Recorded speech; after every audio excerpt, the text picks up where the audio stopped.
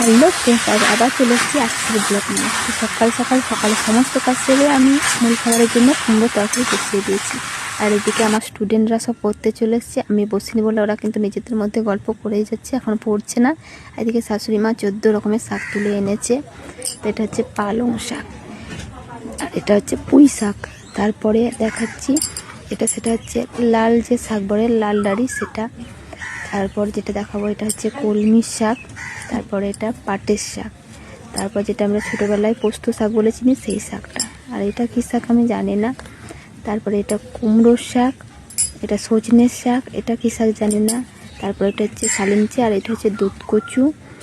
তারপরে এটা হচ্ছে লাউ শাক। তারপরে এটা কুলেখাড়া। তো 14 রকমের শাক কেন তুলেছি সেটা পরে বলবো। আর এদিকে আমি রেডি হয়ে বেরিয়ে গেছিলাম বিচান্দপুরে কালীতলা পুজো করাতে। তো দেখো কালী ঠাকুরের মন্দিরের ভিতরটা তোমরা দেখো কত সুন্দর সাজিয়েছে। তো এবার ঠাকুরটা তোমাদেরকে দেখাবো, কত সুন্দর লাগছে দেখে, একদম দেখে মনটা জুড়িয়ে গেল।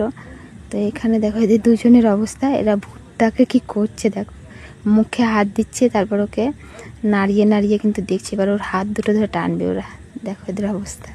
এই বাচ্চাটাকে দেখো ফোন দেখতে ব্যস্ত, কিন্তু ফোন দেখতে দেখতে আমার দিকে তাকাচ্ছে একবার করে। কি কিউট বাচ্চাটা দেখতে, ও কিন্তু ফোন দেখছে আর নিজের মনেই হাসছে। আর এইদিকে এই বাচ্চাটা দেখো সবাইকে চেনে না, কিন্তু তাও মেরে যাচ্ছে যাকে তাকে। তারপর আমরা প্রসাদ খেয়ে নিয়েছিলাম। তো প্রসাদ খেয়ে আমরা আবারও যাচ্ছি আর একটা ঠাকুর দেখতে, মাঠে কালীসারা বিচন্দ্রপুরে, সেই ঠাকুরটা আমরা দেখতে যাচ্ছি। অনেক লোক ছিল, ওখানে প্রসাদ খাওয়াচ্ছিল। তো এখানে এটা হচ্ছে কালীসারের মা। তারপর আমরা একটু ছবি তুলে নিচ্ছিলাম। তো ছবি তুলে নিয়ে এবার আমরা বাড়ি চলে এলাম। আজকের মতো টাটা সবাইকে, দেখাচ্ছি কালকে।